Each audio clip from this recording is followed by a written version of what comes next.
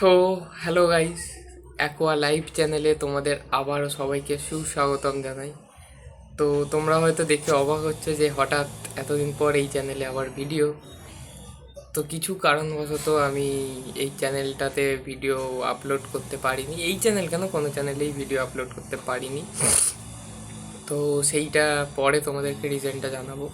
তো আজকে যেটা জানানোর জন্য ভিডিওটা আমি স্টার্ট করেছি, যে আজকে হঠাৎই আমি অ্যাকোরিয়ামের কাছে বসেছিলাম। আমার তোমরা জানো যে 3 ফিটের যে মেন ট্যাঙ্কটা আছে তাতে জায়ান্ট গুড়ামিটা আছে।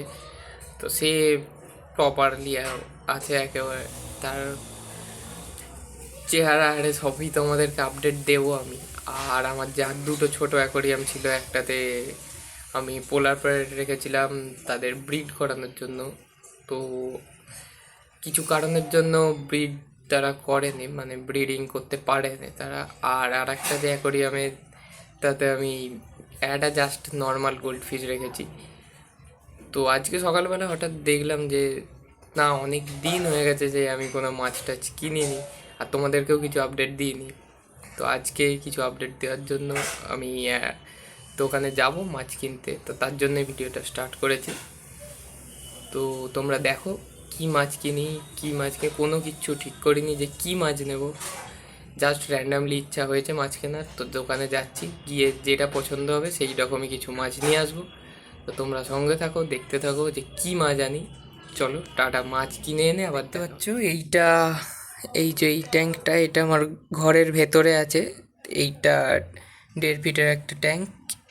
হ্যাঁ, ক্লিন করা হয় না অনেক দিন। ক্লিন না করারও পিছনে কারণ আছে। এই যে দুটো পোলার প্যারেট দেখতে পাচ্ছ, এদেরকে ব্রিড করানোর জন্য, ভালো করে দেখো, এদেরকে ব্রিড করানোর জন্য আমি রেখেছিলাম। তো এরা অনেকবার ডিম দিয়েছে, ঠিক আছে, এরকম নয় যে ডিম দেয়নি, ডিম দিয়েছে অনেকবার।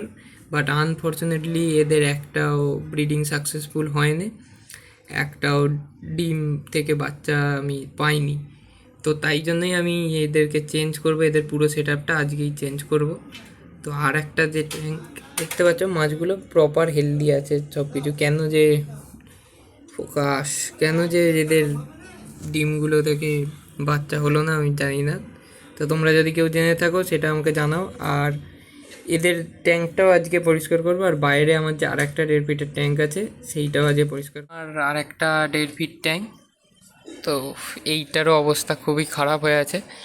আর এর মধ্যে রয়েছে একটা জাস্ট গোল্ড ফিশ, আর বাদ বাকি নর্মাল ছোটোখাটো মাছ রয়েছে।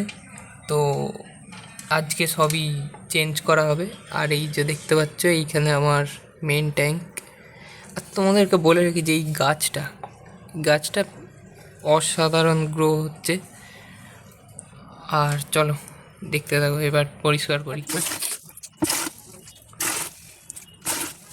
গাইস, তোমরা দেখতেই পাচ্ছ যে ট্যাঙ্কটাকে ক্লিন করার পর, এই ঘরের ভেতরে ট্যাঙ্কটাকে ক্লিন করার পর কীরকম লাগছে ট্যাঙ্কটা।